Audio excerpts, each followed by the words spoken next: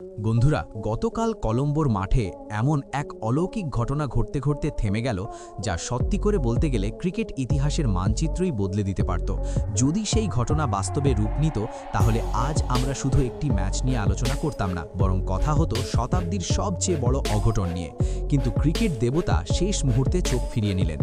পাকিস্তানের বিরুদ্ধে একসময় জয়ের একেবারে দোরগোড়ায় দাঁড়িয়ে থাকা ইউএসএ দল শেষ নিঃশ্বাসে ম্যাচ হেরে যায়। আর সেই হারের পর যা ঘটেছিল তা ছিল আবেগ, হতাশা আর গর্বের এক অদ্ভুত মিশেল। ম্যাচ শেষ হতেই কলম্বোর সিংঘালি স্পোর্টস ক্লাব মাঠ যেন মুহূর্তের মধ্যে থমকে যায়। চারপাশে স্তব্ধতা, নিস্তব্ধতা।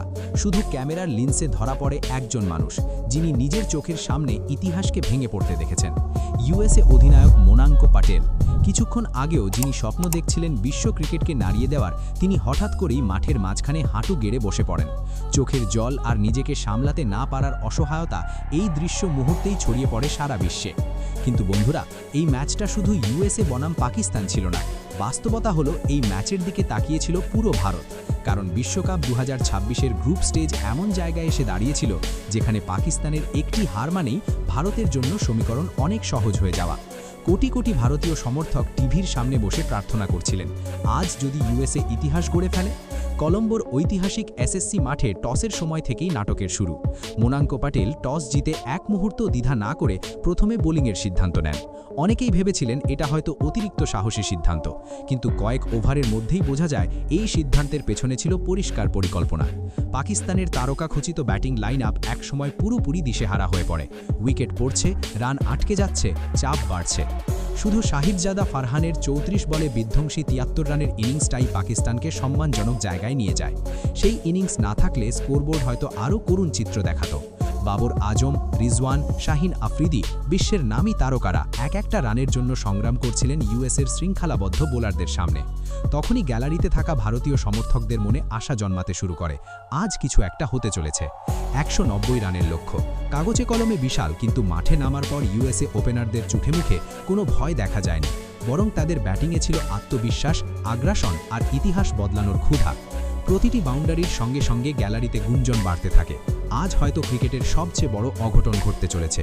কিন্তু বন্ধুরা, ক্রিকেট শেষ বল পর্যন্ত অনিশ্চয়তার খেলা। মিডল অর্ডারে চাপ বাড়তেই ইউএসএর ইনিংস ধীরে ধীরে দিক হারাতে শুরু করে।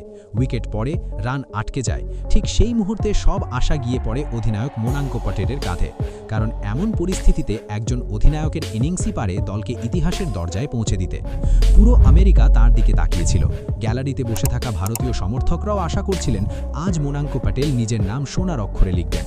কিন্তু নিয়তি ছিল নির্মম। মাত্র 3 রানে শাদাব খানের স্পিনে ফেসে গিয়ে ক্লিন বোল্ড হয়ে যান তিনি। টানা দ্বিতীয় গুরুত্বপূর্ণ ম্যাচে ব্যর্থ হন অধিনায়ক, আর সেই সঙ্গে ভেঙে পড়ে ইউএসএর স্বপ্নের মেরুদণ্ড। এরপর শুরু হয় সেই শ্বাসরুদ্ধকর শেষ অধ্যায়। শেষ কয়েক ওভারে ম্যাচের উত্তেজনা এমন পর্যায়ে পৌঁছে যায় যে পাকিস্তানি খেলোয়াড়দের মুখেও স্পষ্ট আতঙ্ক দেখা যাচ্ছিল।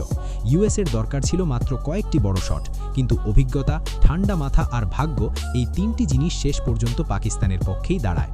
নিখুঁত ইয়র্কার, বাউন্ডারির কাছে ধরা ক্যাচ, আর তাতেই ইতিহাস হাতছাড়া হয়ে যায় ইউএসএর। মাত্র কয়েক রানের ব্যবধানে হার। এই হার শুধু একটি ম্যাচের হার ছিল না, এই হার ছিল একটি স্বপ্ন ভেঙে যাওয়া। ম্যাচ শেষের সংকেত দেওয়ার সঙ্গে সঙ্গেই মাঠে নেমে আসে গভীর নীরবতা, আর সেই নীরবতার বুক চিরে বেরিয়ে আসে মোনাঙ্কো প্যাটেলের কান্না। ইতিহাস তার হাতছানির দূরত্বে ছিল, কিন্তু মুহূর্তের মধ্যে সব শেষ। প্রেজেন্টেশন সেরেমনিতে দাঁড়িয়ে তিনি নিজেকে আর সামলাতে পারেননি। কাপা গলায় তিনি স্বীকার করেন, এই দিনটা তার জীবনের সবচেয়ে কষ্টের দিন। তিনি বলেন, একজন অধিনায়ক হিসেবে দলকে জয়ের এত কাছে নিয়ে গিয়ে হেরে যাওয়ার যন্ত্রণা ভাষায় প্রকাশ করা যায় না। ফিল্ডিংয়ের ভুল, শেষ ওভারের চাপ, সব দায় নিজের কাঁধে নেন তিনি। নিজের ব্যর্থতা নিয়ে কথা বলতে গিয়ে তার কণ্ঠ আরও ভারী হয়ে ওঠে। তিনি বলেন, যখন দল, দেশ আর সতীর্থদের তাকে সবচেয়ে বেশি দরকার ছিল, তখন তিনি ব্যাট হাতে কিছুই করতে পারেননি।